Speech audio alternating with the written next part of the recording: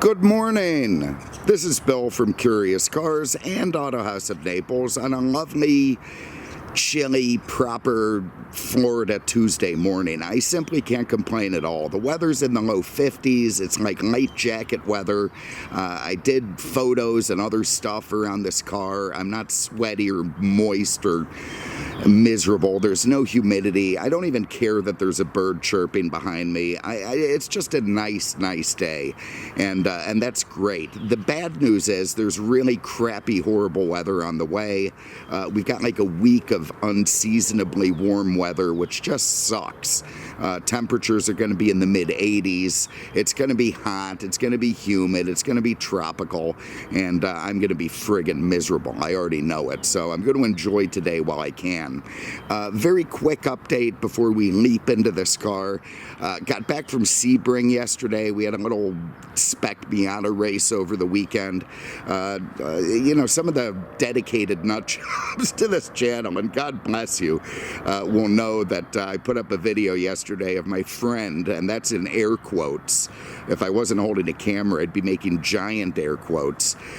Chris, he tried to kill me. There's no other explanation for it. If you watch the video, it's absolutely insane, and I'll post a link to it in the bottom of this description. He had like 11 seconds to decide to go left or go right or hit the brakes, so instead he just decided to hit me as hard as he could. And it was just completely mystifying. When I start, a car spins in front of me. We're in wet conditions. I thought I got around him, but I didn't. It kicked me out. I spun around. Now I'm parallel to the track. Chris, through his window in his camera, I'm like the size of a Matchbox car when I start spinning, and somehow he just comes around turn 11 and T-bones me as hard as he violently can, basically wrecking both cars. So I other than the idea that it might, make me assume room temperature, I really don't see what he had to gain. So very fascinating there, and we'll put the video down. No, that's it. Look, I'm not going to ramble on. I know I always get shit for putting on like 4 or 5 minutes of other crap. Their animals have been minimal. I didn't see any kind of deer or raccoons. There's a dead raccoon on the way here, so obviously that's not very threatening. But otherwise, animals have been kind of at a minimum. And frankly, there's just no other news to report. So we're going to dive and leap directly into this car right now, and we may get a video under 30 minutes. It's possible. We're going to try. What I have today is a 1991, don't laugh, Chevrolet Cavalier RS Convertible. Technically, this is more broadly about the GMJ body platform, which, is now, I won't say it's forgotten, but it probably is basically forgotten. But it was more successful than you think, and we'll get into that as we go. They were produced from 1982 all the way through 2005, and pretty much more or less without any real changes to the platform. Obviously, the bodies and engines and equipment and that sort of thing changed as they went, but the basic platform remained the same. And it was designed in the mid-70s, actually. In about 76, it hit the drawing boards, and then the Arab oil embargo really got into full swing, and it basically went from the drawing board to production in record time. I mean, GM just absolutely needed to get an economical car out there. And every GM marque ended up with one. Initially, it was supposed to be for just Chevy and Pontiac, but by the time it was all over, with the exception, obviously, of GMC, every single GM marque got a J-body platform car, including Cadillac, which is just shocking. The Cavalier was the most prolific. Probably the most interesting and infamous was, of course, the Cadillac Cimarron. And they did a lot better. The J-bodies did way better than General Motors deserved. I mean, they really did.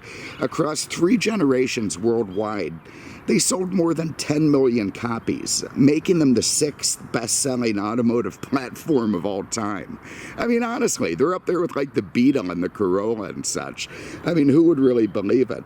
And they were the very definition of crass and just in your face badge engineering. And if you remember, that guy Sloan, the head of GM, created that whole ladder system back in the 30s where people would climb the GM ladder as they aged and became more prosperous. They'd go from Chevys to Pontiacs to Oldsmobiles and Buicks and finally to Cadillacs. Well, cars like this, I won't say that they started it because they didn't, but they were really the nail in the coffin for that whole GM ladder system. I mean, when you've got a Z or a Chevy Cavalier in '82 and also a Cadillac Cimarron that looks essentially the same, then where the hell are you going with that thing? So anyway, look, they replaced the H-body. You know what? I hate all this body crap, but I'm going to do it anyway because you kind of have to when you're talking about it.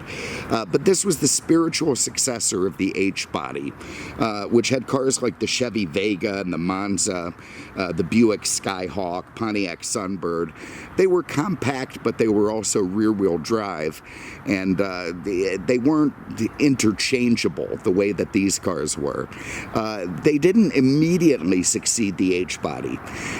In fact, the H-body was kind of phased out in 1979-ish, and in 1982 is when the first J-body came out. But in between that was the X-body, if you remember those things, and you will.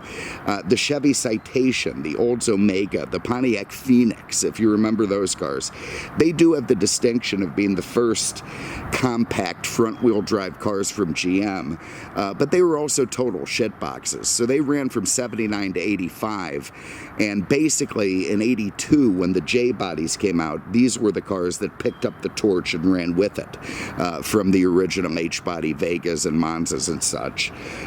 They came in sedans, coupes, wagons, hatchbacks, and of course later convertibles.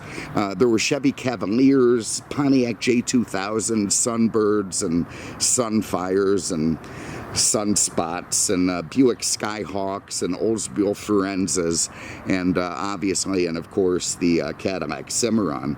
And pretty soon these small terrible cars were everywhere. Absolutely everywhere, worldwide. They were a global car for GM, one of their first.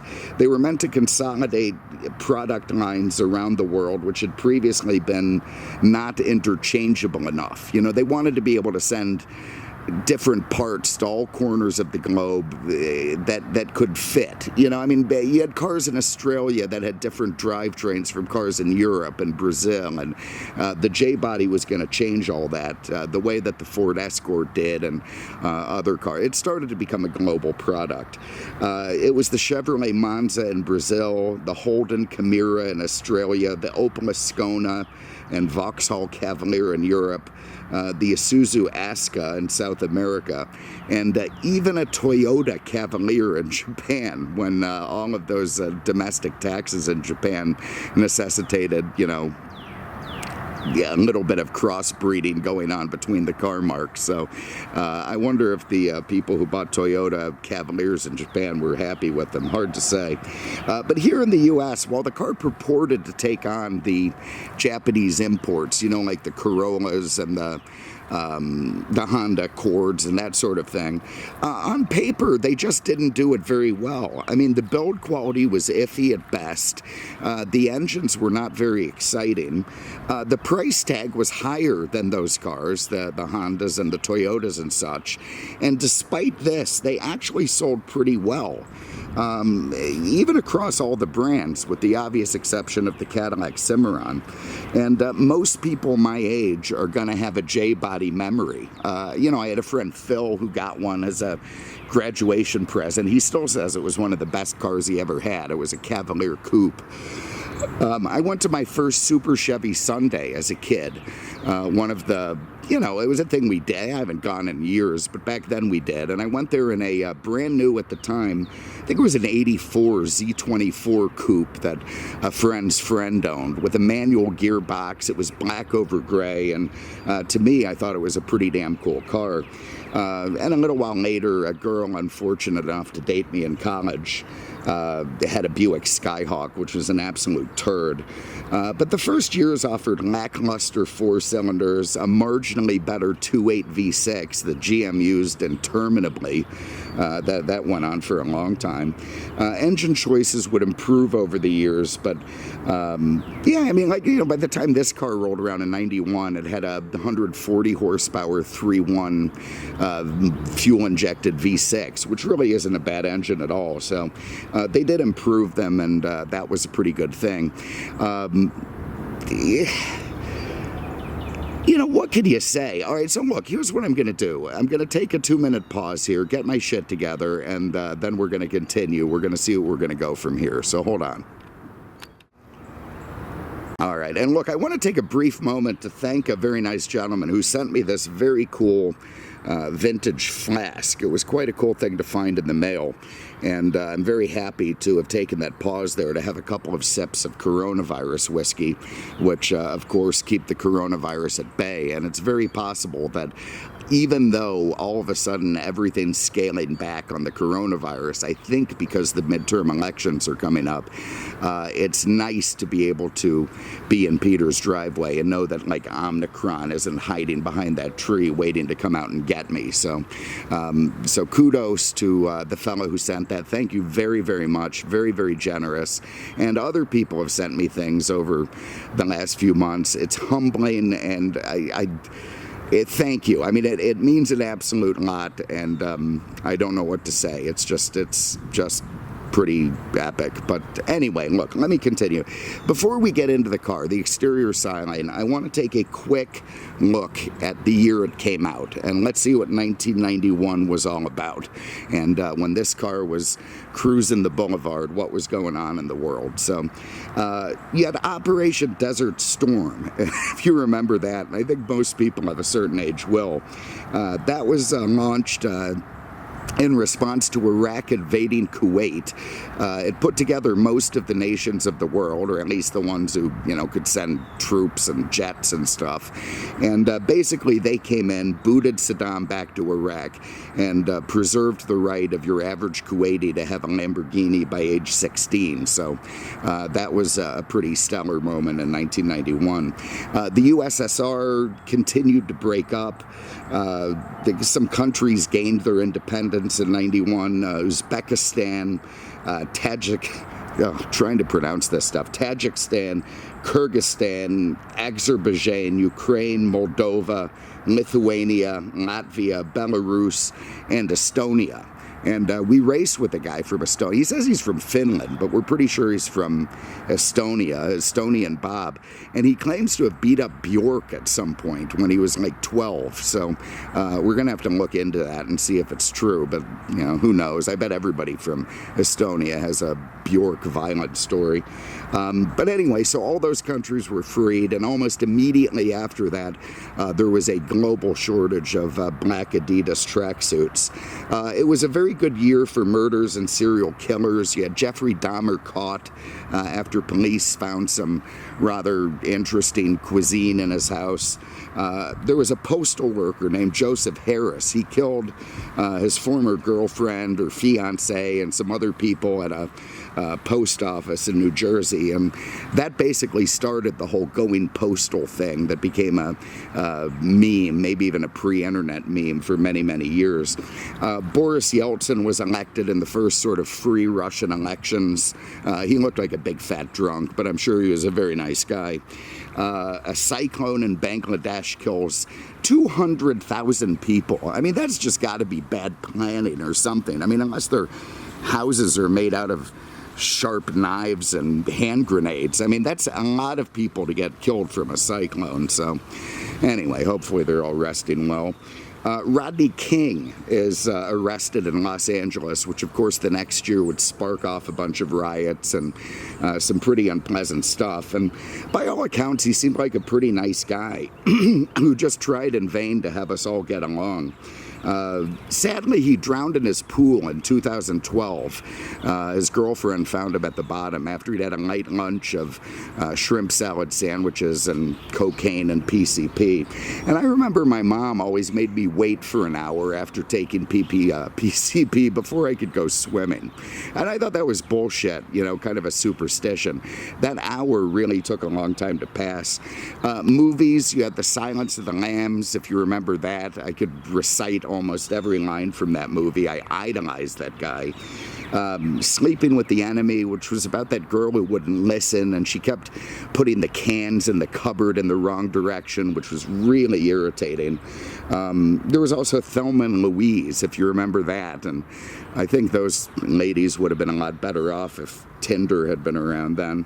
TV, you had Home Improvement, you had Ren and Stimpy, a show called Herman's Head, and of course the Jerry Springer Show debuted, which is now live and in color all around us. Music-wise, you had the rise of grunge with Nirvana, Pearl Jam, Whitney Houston, Janet Jackson. I think REM was also around and getting a little bit preachy, but not nearly as bad as U2. So anyway, all in all, not a bad year. 91, I remember it fairly well, despite being in sort of a alcoholic, drug-induced funk.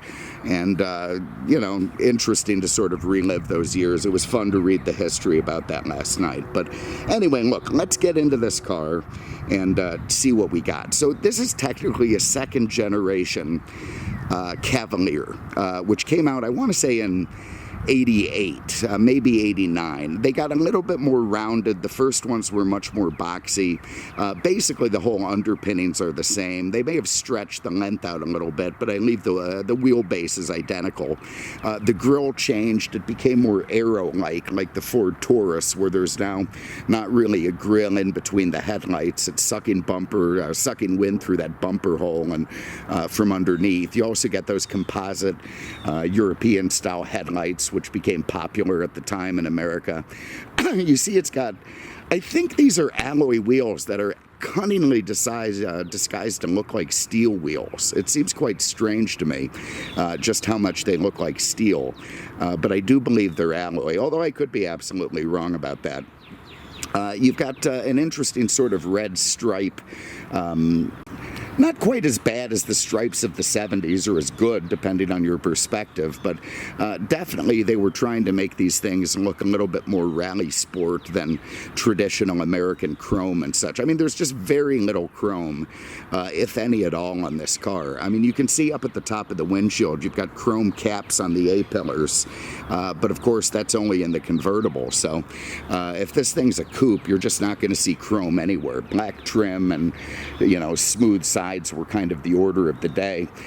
You've got sort of rectangular stacked tail lamps, which I think actually look pretty good.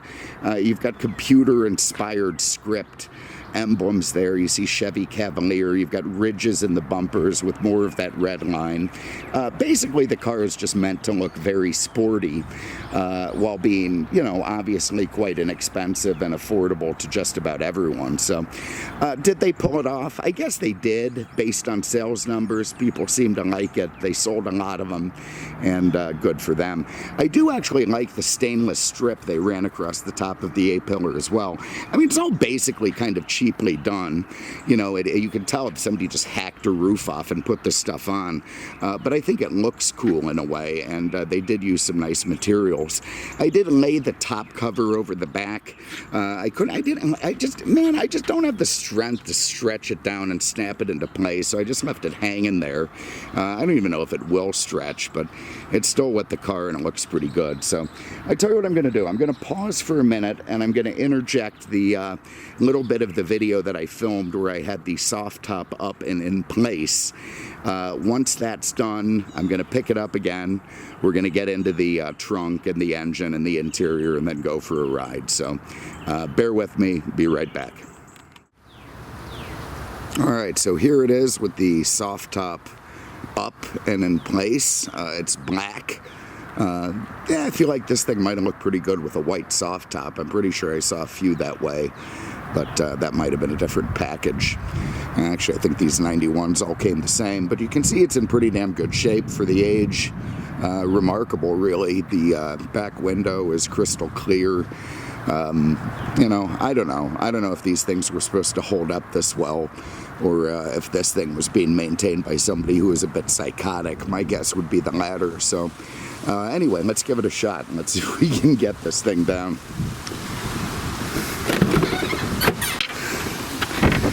Alright, I'm going to go ahead and fire it up for that.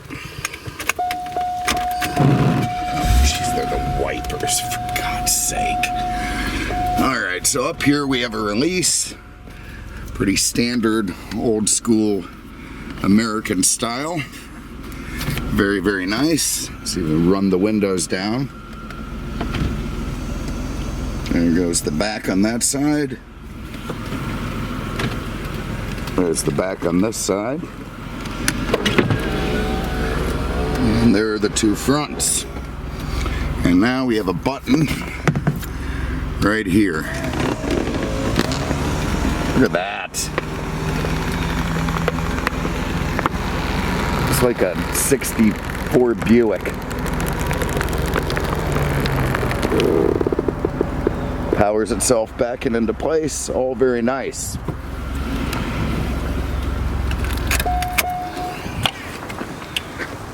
Alright, you can see it's folded up there.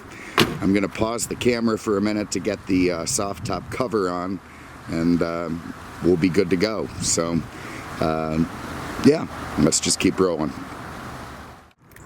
Alright, so let's get back into it. The convertible version of this car, this Cavalier, was not supposed to exist in '91.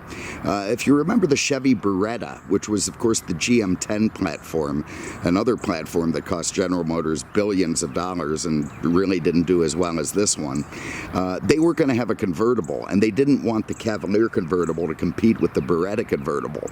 And then at the very last minute in 1990 or 89, they shelved the whole Beretta convertible thing, and Chevy was scrambling, so there was no Cavalier convertible in '90, and then they brought it back for '91, and this was it. And the only way you could get it was with the RS package like this. They had a Z24. They had previously been convertibles, but not in '91. For some reason, only the RS. So anyway, let's get inside the trunk. This is quite awkward. This little third brake light just sort of tacked on the top. I imagine that's a convertible thing. I'm sure the coupes had it on the package shelf, but they obviously didn't spend a lot of time worrying about integrating that thing. If you remember, they came out in '86, those things. They became federal law, so by this point they had 5 years to make it look more attractive, and they didn't bother. There's that, script again. I'm gonna look inside here. Even the blacked out trim on the trunk tumbler is interesting. So you actually had a pretty good sized trunk. Again, this one has been diminished a little bit by being a convertible, because of course it's got to have a place to put the soft top, but that was probably part of the success of these cars, was that they were pretty practical, you know, by their very nature. Being front drive with independent rear suspension, look at the birds going crazy. Where the hell are these things? They're hiding in those trees. Hopefully they don't come out of there. Anyway, we'll get back into it. So you can see this one still has the cover for that top boot. Here's an RS convertible brochure from '91. This is how to put on your license plate bracket, which is here. So nice that it still has all this stuff. There's also a aftermarket CD changer someone has installed with the factory radio, which was kind of the style at the time, and interesting to see it still there. Haven't tested it out, but it might still work. It'd be interesting. But anyway, otherwise it's a trunk. What do you want to say? It's a good place to put a kid, or your groceries, or, you know, golf clubs, or whatever it is you need to cart around with you. Have a look under the hood. Those hinges need a lube.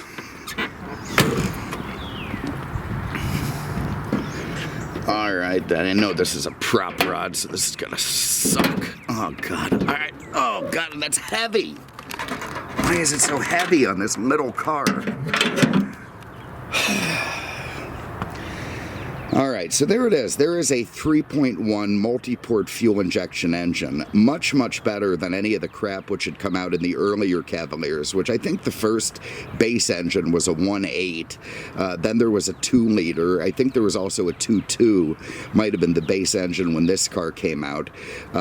You see it as McPherson struts on the sides, which are nice, gives you a lot of engine room, and actually gives you a pretty nice ride, I have to admit. This car does have a pretty nice feel going down the road. And all in all, it's just a fine engine, but what can you say? It's not particularly exciting. This was also the engine in the Z24, and, it didn't really have like superchargers or anything. It just basically was the same engine. So, it was purporting to be sporty rather than being actually sporty. You could get manual gearboxes in these, even in the Cadillacs. The original Cimarrons, you could get it. They came standard with a manual gearbox. But through these first 2 gens, the 3-speed automatic was basically the order of the day. So you have this transverse mounted engine, front transaxle, 3-speed auto, and that's generally the way it went. Otherwise, you might see a 4-speed manual, I think a 5-speed later on, but those are a bit few and far between, and probably primarily in the cheapest base models or the Z24s. So, all right, I tell you what, we'll get the hood back, and you know what? I'm going to pause to get the hood back down, so don't throw my back out again. I'm still sore from Chris trying to kill me this last weekend. Then I'm going to get my crap in the trunk. We're going to hop inside, check out the interior, and go for a spin. So hold on one more second. All right, so let's have a look inside and go for a. I took the top cover off because I didn't want it to fly off on the road, drape across the windshield of some family of 9 and kill everybody. So I figured that'd be a nicer way to start the day. Back here in the back, you've got room for some Canadians. I mean, no issue at all, although they're not going to be beyond chipper. You can fit 3. They're going to be tight. It's not going to make them complain because they're here in Florida and they're happy, but otherwise, it seems like a reasonable place to be. You've got a weird little place here to store your narcotics, or I guess you could put a drink in there, but the 3 of them are going to have to fight over it in the back, whoever gets to have it. And this one still has the factory floor mats back. I mean, what the hell can you say about this thing? It's a little economy car. It's got back seats. There they are. That's it. Interesting the way they've covered those door panels, though, with material. I actually think that looks quite nice in comparison to some of the cheap GM junk they had at the time where everything was just sort of that, plastic fantastic. So they took the time to put some sort of lovely little material on that, which I give them some credit for. The door panels, they're fine. They seem to have held up pretty well. They've got the seat belts built into the doors. That's more than just a matter of engineering. And in fact, I'm quite sure the original who knows if they could, I don't care if they did. The reason for that, more than probably anything else, is by 91, you were starting to get airbag laws coming into effect. They weren't there yet, but they were coming. And I believe you had to have passive restraint. So that meant that, if you got in the car, the restraint had to be on you. GM found a loophole in some of these cars where by putting the seatbelts in the door, they could claim that you just left the seatbelt connected. And then when you hopped in and closed the door, boom, the driver and passenger had their seatbelts on. So it was a little cheat from GM, and it seemed to work well. And obviously an improvement over those electric ones that tracked up the A-pillar and back, like you even found in the Ferrari Testarossas at the time. But anyway, it's got the nice little material again on the door panels. Apparently Scotchgard was built into that I saw that in the brochure. This one being kind of an upmarket version, you've got your power windows in a very tacked on.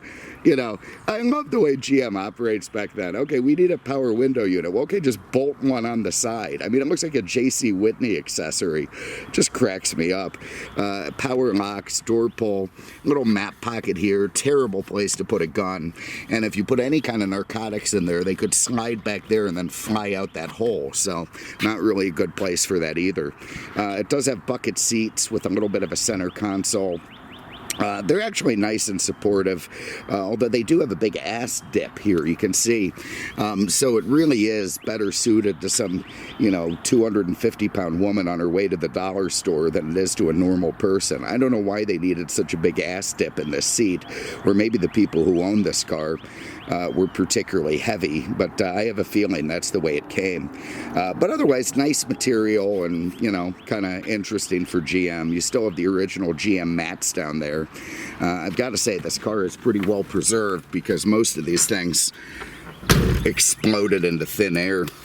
This was one of the first years of this new fancy key from GM that had a double side to it, more European. They didn't bother to make the door locks part of it, but they did have that. My understanding is, though, that it didn't work out very well. The keys had a tendency to jam, and it had to be replaced with another system later.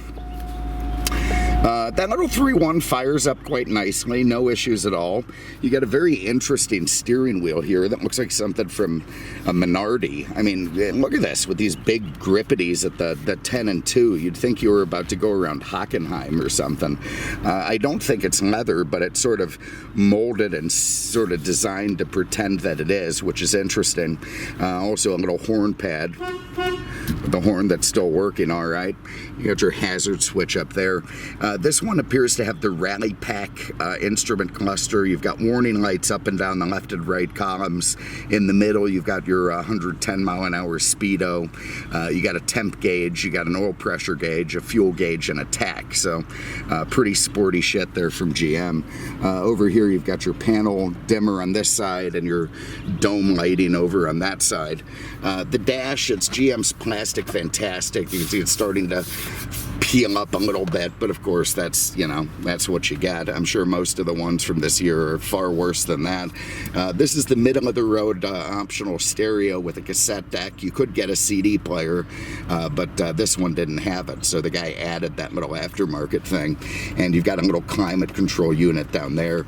I will say this, all in all, it's a car that's meant to compete with the pretty well-built Toyotas and Hondas of the day, and it's not bad. It's not bad. It could be worse, It's not completely falling apart the way like an 82 Camaro did. I mean, it feels a bit nicer and tighter than that. So you got an ashtray down there. You've got your big shifter mechanism here. You see D21 3 speeds in these cars. I'm not going to pull that out. It's just going to fly off and annoy me. I know it doesn't work. In here you've got a set of books, and here's the controller for that aftermarket CD changer. We'll see if that works later. I'm not going to bother with it now. I don't even have any CDs. And basically that's it. I mean, there's really no frills in this thing other than the power windows and locks. And gun storage is absolute shit. You do have mirrors up here. They're not lit, but you got them. Nice. And of course there's your top button there, which we saw when I don't remember if I paused to show the topper, and it doesn't matter, I'll interject it anyway. Let's just drive the damn thing. Alright, we do not have power mirrors, I don't think. This one is manual here. The other one appears to have no adjustment at all, so I guess you just have to put it where you want it by touching the mirror, which seems cheap. And I'm going to pause because obviously it's going to take a while for this gate to open. And then the sun is out and Dalton's shitty windshield is going to, just explode in a mist of nastiness. So bear with me. I'll pick it up again at the end of the road. All right, let's give it a spin.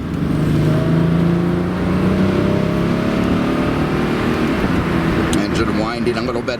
Look, I have to say the car drives pretty nice. I don't feel like I have to say that. I really don't care if it didn't drive nice. I'd be happy to tell you, but it does. I mean, it's got pretty responsive steering. It's rack and pinion. It feels nice and tight, and there's no slop in it. It just feels pretty good. The suspension soaks up the bumps pretty good. I've hit a few here and there. I was expecting it to vibrate my teeth, and it didn't. I can see why people bought these things after test driving them. They actually drive pretty nice. I feel ridiculous with the top down in this car. I'm not a top down guy anyway, and driving around with the camera showing, people think I don't know what the hell they think I'm doing, but they probably aren't appreciative, so I feel dumb. But anyway, that said, I have to, the car just has a nice togetherness to it for a cheap little Econobox that's really and genuinely better than I think it had to be. And that's probably why the cars, despite many of their unfortunate issues in terms of their high cost and some of the build quality problems, sold pretty well, and it became such a successful 3-generation platform for GM. And frankly, why they inspired loyalty from a lot of people. It tracks down the road straight, it's geared right, you know, you got enough pep off the line, you've got good throttle response. It's got front discs, rear drums, which, you know, cheap enough, but they work fine.